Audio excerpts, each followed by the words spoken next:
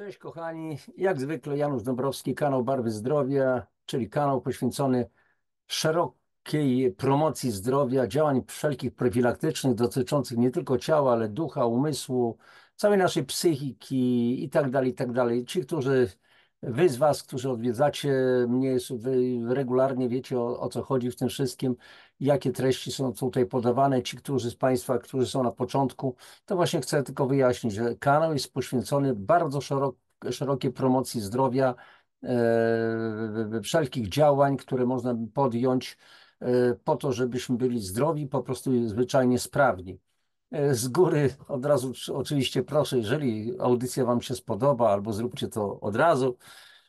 Ci, którzy nie zasubskrybowali, kliknijcie, tam taka ikonka, takie drzewko szczęścia, barwy zdrowia, o właśnie to tutaj pokazuje w dolnym prawym rogu.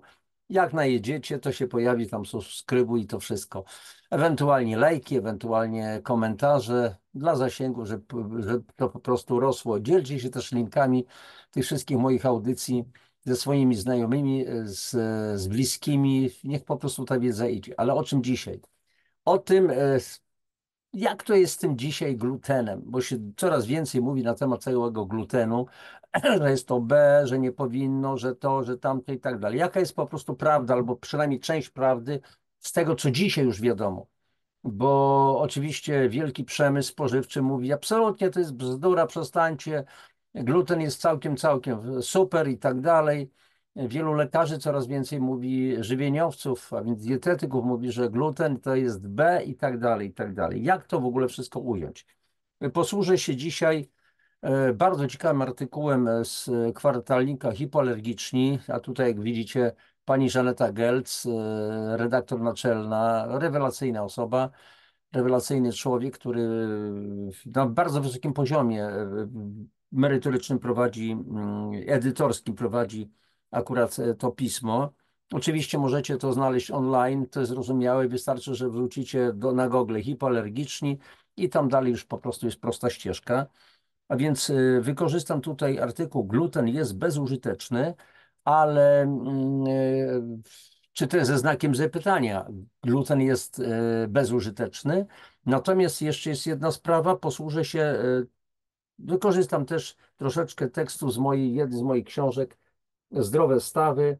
To akurat taka trochę taka publikacja do wewnętrznego użytku dla tych, którzy się zajmują kompleksowym programem zdrowia, gdzie opisuje, no właśnie, jakie są przyczyny problemów z układem kostno-stawowym, a więc te EZS-y, gonartrozy, artrozy i tak dalej, choroba Bechterewa, jak się tym można zająć, jak z tego można wyjść przy pomocy odpowiedniej metody.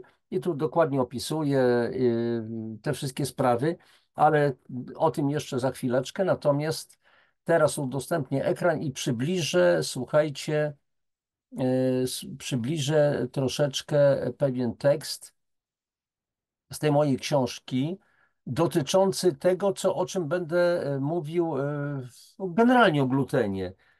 W tym artykule gluten jest bezużyteczny, dlatego że tam w tym artykule będzie mowa znaczy będzie to wywiad z doktorem Alessio Fasano, i chcę Wam przybliżyć ewentualnie tą postać. Opisuję tą postać właśnie w tej mojej książce i parę słów na temat glutenu, a więc fragment ze zdrowych stawów moich. Więc zobaczcie, akurat tutaj jest powiedziane, że zdrowe jelita to zdrowe stawy. Tak, zdrowe stawy i obecność prawidłowej tak zwanej mikrobioty jelitowej w jelitach też jest podstawowym warunkiem do tego, żeby nasze stawy były zdrowe. I teraz nie chcę tutaj rozwijać tematu na temat stawów, tylko bardzo krótko. Od razu trzeba powiedzieć, że jedną z przyczyn tak zwanych autoimmunologicznych chorób kręgostawowego, do których między innymi należy RZS, reaktywne zapalenie stawów, łuszczycowe zapalenie stawów, zesztywniające zapalenie stawów kręgosłupa, czyli choroba Bechterewa, toczeń, młodzieńcze idiopatyczne, czyli nieznanego pochodzenia zapalenie stawów, jest zespół nieszczelnego jelita. Inaczej, zespół cieknącego jelita, zespół dziurawego jelita I tutaj trzeba nadmienić, warto, że oficjalna medycyna akademicka uważa istnienie tego schorzenia jako wielce kontrowersyjne. Dlaczego? Dlatego, że nie zostało ono zakwalifikowane jako choroba, ponieważ nie wiadomo, co je wywołuje i dlaczego, i dlatego nie wiadomo, jak je po prostu leczyć. I po raz pierwszy o syndromie nieszczelnego jelita poinformował w 2001 roku gastroenterolog dr Alessio Fasano, światowej sławy specjalista w dziedzinie zaburzeń związanych ze spożywaniem glutenu. I będziemy o tym właśnie mówić. Dr Alessio Fasano jest także pediatrą, naukowcem, założycielem i dyrektorem Ośrodka Badań nad Celiakią przy Massachusetts General Hospital. Jest także autorem książki dostępnej już na polskim rynku Wolni od glutenu.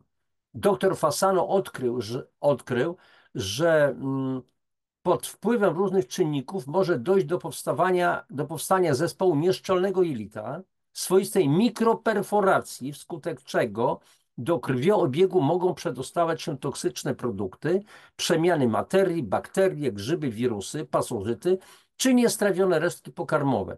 Skutkuje to powstaniem stanów zapalnych w organizmie, przeciążeniem nerek, wątroby, nadwrażliwości układu immunologicznego, rozwoju chorób autoimmunologicznych. I na razie ja ten temat zostawiam. Parę słów na temat właśnie doktora Fasano.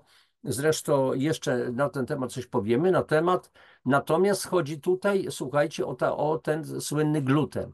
Więc teraz trzeba do tego wrócić.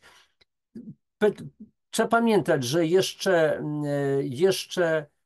od około lat 90. XX wieku masowo eliminowano z upraw pszenice niskoglutenowe, a wprowadzano wysokoglutenowe typu durum, czyli bardzo twarde. Te niskoglutenowe, bardzo stare pszenice to jest na przykład samopsza lub ewentualnie płaskórka. Znam rolników, którzy to uprawiają, na przykład Tadeusz Rolnik z Podkarpacia, znaczy Tadzio Rolnik, nazwisko Rolnik, jest rolnikiem jednocześnie i można u niego kupować taką mąkę, ale nie tylko on. Więc wprowadzano wysokoglutenowe. I teraz pytanie, dlaczego? Ponieważ gluten jest ciągnący się, kleisty i doskonale wchłania wodę. Dzięki tym właściwościom pieczywo jest miękkie, sprężyste. Dodatkowo równie łatwo gluten zatrzymuje dwutlenek węgla, który wytwarzają drożdże. Wypiekane pieczywo doskonale rośnie. Wystarczy więc niewielka ilość tylko ciasta, aby bułka była duża. Więc dlatego, kochani, współczesne zboża, zwłaszcza pszenice, nie są takimi samymi zbożami jak kilkadziesiąt lat temu. I zasadne jest oskarżenie glutenu o powodowanie bardzo poważnych problemów zdrowotnych. Gluten jest to jeden z rodzajów białka. W pszenicy gluten występuje w postaci tak zwanej gliadyny. Gliadyna to jest dokładnie, to jest toksyczny fragment, dodam po prostu glutenu. W życie w postaci, a więc jeszcze raz, w pszenicy gluten występuje w postaci gliadyny, w życie w postaci sekaliny, a w jęczmieniu chordeiny. I charakterystyczny dla tych białek jest taki fragment zbudowany z 33 aminokwasów, który jest odporny na trawienie. I w tym się kryje właśnie, kochani, problem. I to on odpowiada za aktywowanie układu immunologicznego i wezwalanie odpowiedzi zapalnej. I teraz gluten, zwłaszcza w połączeniu z glifosatem, służącym między innymi do desykacji, czyli gwałtownego wysuszenia zboża, w celu ułatwienia jego zbioru, wpływa na podwyższone wytwarzanie prozapalnych cytokin niszczących komórki. Powoduje także neurochemiczne zmiany w produkcji neuroprzekaźników umożliwiających komunikację systemu nerwowego. Z tego względu gluten jest swoistą neurotoksyną, która uszkadza tkankę nerwową. Dlatego ludzie z chorobami neurodegeneracyjnymi, autyzm, choroba dwubiegunowa, schizofrenia, neuropatia, epilepsja itd. powinni eliminować ze spożycia produkty zawierające gluten. Może on także uszkadzać jelita, trzustkę, wątrobę, pęcherzyk żółciowy, co wpływa na pogorszenie się procesów trawienia i wchłaniania pokarmów. Warto wspomnieć, że gluten zawiera w swoim składzie wiele leków. I to na razie, słuchajcie, wystarczy. Więc tutaj zatrzymuję tutaj to udostępnienie. Pierwsze wiadomości jakieś już na temat glutenu i doktora Fasano mamy. I teraz zajmijmy się, słuchajcie, tym właśnie artykułem.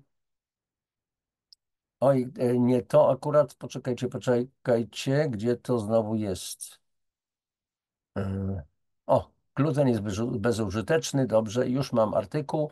A więc gluten jest bezużyteczny. Zobaczcie, że to jest artykuł z 13 stycznia 2019 roku, czyli praktycznie ponad 5 lat temu, ale ciągle wszystko jest aktualne. Artykuł został zamieszczony przez panią Joannę Wieruszewską. Tu jak zwykle mamy panią Żanetę Gelc i książkę Co ci szepcze brzuch.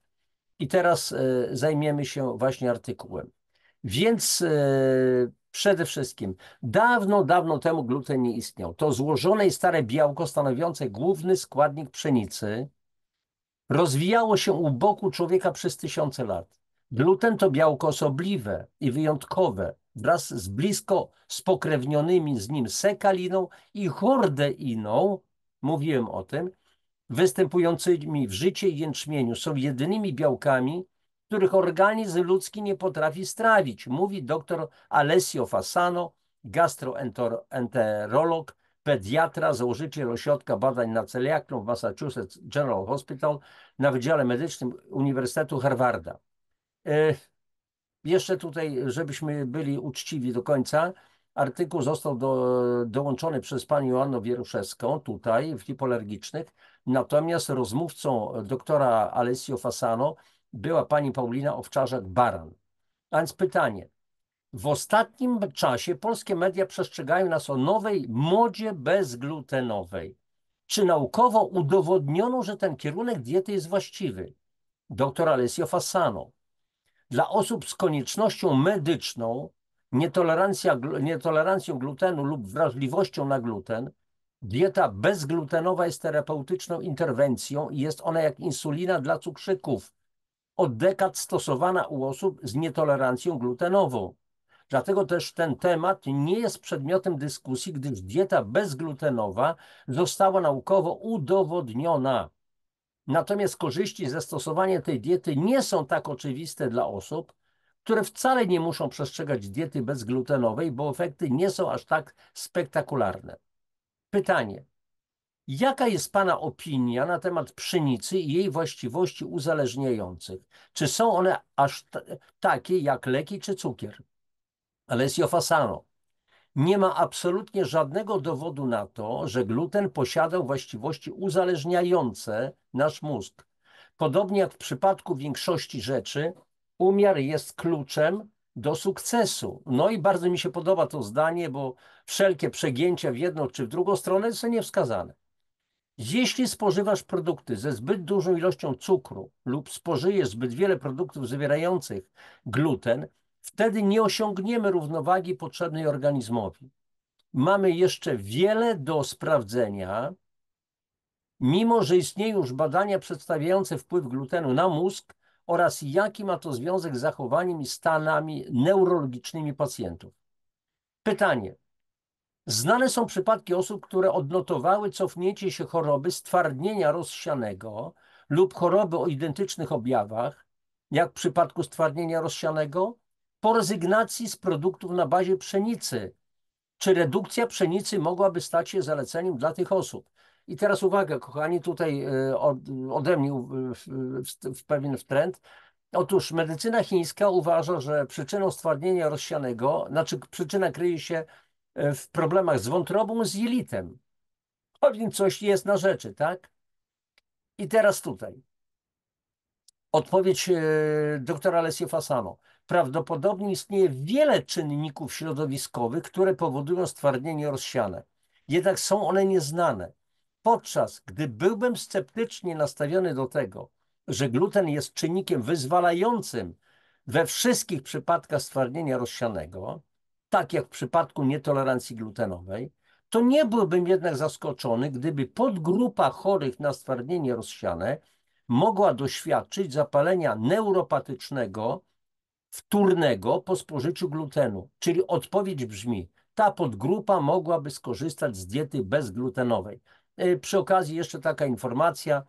Ciekawszym podejściem niż eksperymenty transgeniczne, to jest przypisek od redakcji, jest nowa tendencja do przywracania do życia dawnych odmian zbóż, zawierających o wiele mniej glutenu, aniżeli współczesna pszenica.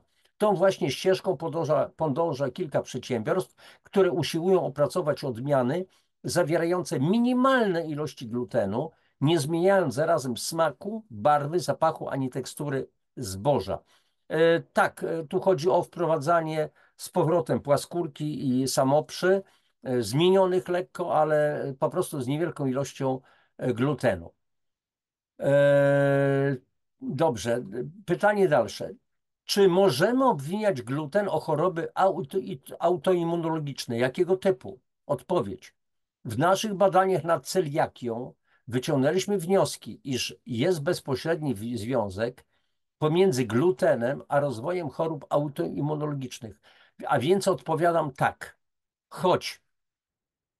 Choć gluten jest uważany za potencjalny czynnik wywołujący takie choroby autoimmunologiczne, jak cukrzyca typu 1 czy choroba Hashimoto, to trzeba więcej badań w tym obszarze. U chorych na nietolerancję glutenu dodatkowo rośnie ryzyko wystąpienia również zaburzenia autoimmunologicznego.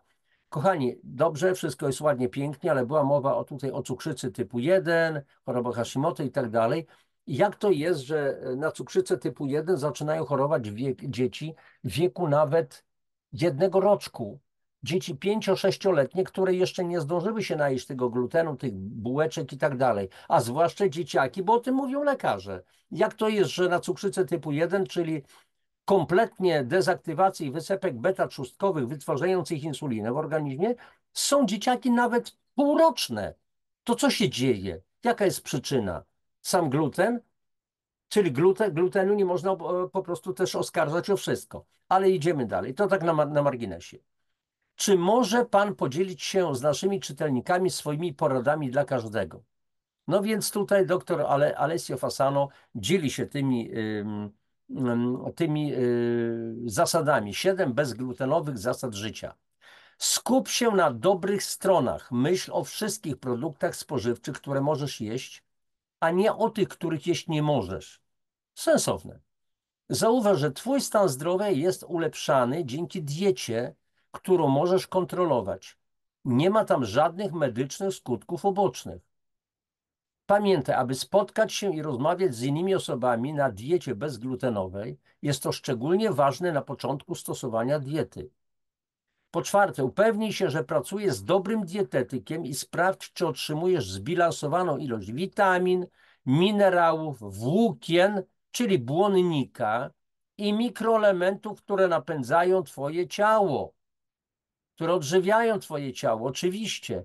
I teraz pytanie jest, czy z obecnego jedzenia, produktów do jedzenia, my uzupełnimy to. Ja znowu wsiadam na swojego ukochanego konika, czyli kompleksowa, ściśle dostosowana do potrzeb organizmu suplementacja odżywiania. Dobrze. Daj sobie odpowiednią dawkę czasu, by nauczyć się, jak dbać o swoje ciało, by zapewnić sobie najlepsze zdrowie. Bądź twórczy i baw się przygotowanymi potrawami, niezależnie od tego, czy jest to część codziennej rutyny z rodziną, czy na specjalną okazję z przyjaciółmi. Ciesz się jedzeniem, które jesz.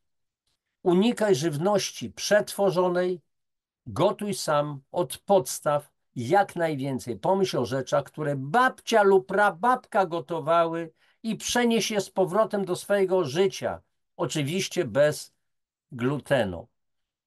Więc jeszcze raz kilka słów na temat doktora Alessio Fasano, gastroenterolog, pediatra, naukowiec, założyciel i dyrektor Ośrodka Badań nad Celiakią w Massachusetts General Hospital na Wydziale Medycznym Uniwersytetu Harvarda, autor książki Wolni od glutenu, światowej sławy specjalista w dziedzinie zaburzeń związanych ze spożywaniem glutenu, przedstawia przełomowy sposób na życie bez tego składnika. Udowadnia, że miliony ludzi mogą skorzystać na rezygnacji z glutenu. Dr Fasano opisał w swojej książce wpływ glutenu na depresję, poczucie niepokoju czy zamglenie umysłu, jak również na pewne zaburzenia behawioralne, między innymi autyzm i schizofrenię. W książce Wolnie od glutenu możemy dowiedzieć się, jakie spustoszenie czyni nam gluten, przenikając przez ściany jelit i wywołując swoistą wojnę w organizmie. Jak wpływa na nasz mózg. Odpowiada też na pytanie, jak gotować, kiedy dotychczas stosowaliśmy nie tylko pieczywo pszenne, ale makarony, pizzę, ciasteczka, sosy i wiele innych produktów spożywczych, które w sposób naturalny zawierały ten składnik. Kobiety ciężarne mogą dowiedzieć się, jak postawić bezglutenowy kamień milowy w dzieciństwie swojej pociechy, a studenci dowiedzą się, jak przetrwać studia bez szybkich zupek i spaghetti z pszenicy. A więc zapraszamy. Wolnie od glutenu książka, wydanie. W Empiku można kupić. Jaka jest dzisiaj cena? Nie wiem. Była 44,90. Wolnie od glutenu, dr Alessio Fasano. Czyli posłuchajcie, kochani, wracamy do samego początku. Czy gluten jest bezużyteczny? Wiecie już sporo na ten temat. Zatrzymuję udostępnienie. A więc sprawa naszego zdrowia. My tylko dzisiaj wiemy o tym, że kiedy weszliśmy, słuchajcie, do Unii, znaczy, żebyśmy się dobrze zrozumieli, nie chodzi o to, że jestem wrogiem Unii czy coś w tym rodzaju, ale wiele rzeczy przyjęliśmy, które są po prostu fatalne. Kiedyś były kajzerki. Pamiętam, za 50 do 60 groszy to była duża, solidna bułka, solidne ciacho, solidny kawał ciasta. Dzisiaj mamy, ja to nazywam bułki pyf. Kupuje się i ta bułka jest po prostu próchnem. Tam nie ma nic. To jest duża, bo tak wyrosła, ale tam nie ma nic. Tam nie ma po prostu ciasta. To jest takie same tylko powietrze, gaz jakiś, to wszystko. Czym my mamy się odżywiać? Tym bardziej, że jeszcze raz powtarzam, gluten zawiera gliadynę, czyli jest to toksyczny fragment glutenu, który niszczy nasze jelita. Dochodzi do mikroperforacji. Jak dobrze pamiętam, ale postaram się to znaleźć i pod audycją zamieścić dodatkowo link, to jest chyba 31 podcast na temat, jak to jest z tymi chorobami autoimmunologicznymi, gdzie ja wyjaśniam tam sprawy związane właśnie z tą autoimmunologią i z chorobami, właśnie z chorobami autoagresywnymi. Tak prawdę mówiąc, dlaczego organizm nie trawi pewnych cząstek i dlaczego wówczas organizm atakuje po prostu sam siebie. Dobrze, to tyle na temat glutenu i doktora Alessio Fasano. Myślę, że warto, żebyśmy, każdy z nas, żeby po prostu poszerzał tą swoją wiedzę, dlatego że to jest nasze żyć albo nie żyć. Jeżeli żyć, to w jakim stanie żyć? W jakim stanie? Mamy dzisiaj ponad 70 chorób, z którymi medycyna akademicka z różnych względów nie radzi. Nie wiem, nie umie, nie chce, nie potrafi, nie mam pojęcia, ale mamy ponad 70 chorób. I co, mamy zajmować się objawami tylko? Leczenie objawowe, tak na wielu lekach pisze. Likwiduje objawy? Czy trzeba zająć się przyczyną? A przyczyna jest jedna. Codziennie wtłaczamy w siebie jedzenie, pokarmy, właśnie produkty do jedzenia, które często nie są pokarmami. Ja to powtarzam jak mantrę prawie w każdej audycji na ten temat. Jemy, ale czy to jedzenie jest pokarmem, posiłkiem, czy jest żywnością? Czy nas leczy, czy nas wzmacnia, bo to jedzenie, znaczy pokarm ma nas jednocześnie zapewniać nam zdrowie. A dzisiejsze produkty do jedzenia niestety nie zapewniają. Przypomnę tylko, że co roku przeciętny Polak wtłacza w siebie około 700 do 1000 kg żywności, jedzenia, produktów do jedzenia i w tej całej masie 6 do 8 kg to nie jest wcale, to nie są wcale składniki pokarmowe, tylko polepszacze, spulchniacze, barwniki, nanoplastyk, konserwanty, metale ciężkie itd., itd. Pozostałości leków, a dlaczego by nie? Tak to wszystko jest. Przyroda stanowi, w przyrodzie mamy dosłownie obieg zamknięty. Wszystko po prostu krąży i w końcu uderza również w nas. Dobrze, ale to nie chodzi o to, żeby straszyć, tylko że chodzi o to, żeby zdiagnozować stan i zastanowi się, co z tym robić. Doktor Alessio Fasano podaje propozycję. Czy nie możemy się obejść bez glutenu? Bez glutenu możemy. Absolutnie. Zmniejszmy ilość węglowodanów, te bułeczki, te chleby, te inne rzeczy. Moja babcia kiedyś wypiekała chleb w piecu, który wybudował jej dziadek, bo dziadek, niezależnie od tego, że był kolejarzem, był świetnym zdunem i po prostu do dzisiaj jeszcze od wielu, wielu lat nie żyje, a jego piece we wsi, gdzie mieszkał, stoją. Ludzie są bardzo chwalą. I babcia wypiekała chleby na tataraku, na liściach kapusty. I ten chleb nigdy, słuchajcie, nie pleśniał. A co dzisiaj, po kilku dniach, chleb kupiony, przetrzymany w pojemniku, pleśnieje. To co tam takiego jest, że ten chleb pleśnieje? Wędliny zaczynają pleśnieć. Co w nich jest takiego, że wędliny też pleśnieją? Tak to jest. Dobra. Kochani, na dzisiaj tyle. Dziękuję, że jeszcze raz, żeście byli. Liczę na wasze, na wasze odzewy, czyli lajki, jakieś może komentarze, subskrypcje od tych osób, które po raz pierwszy tu trafiły. Wszystkiego najlepszego, że wam życzę. Dzielcie się tymi linkami, przekazujcie to wiedzę dalej. Wszystkiego dobrego. Papatki.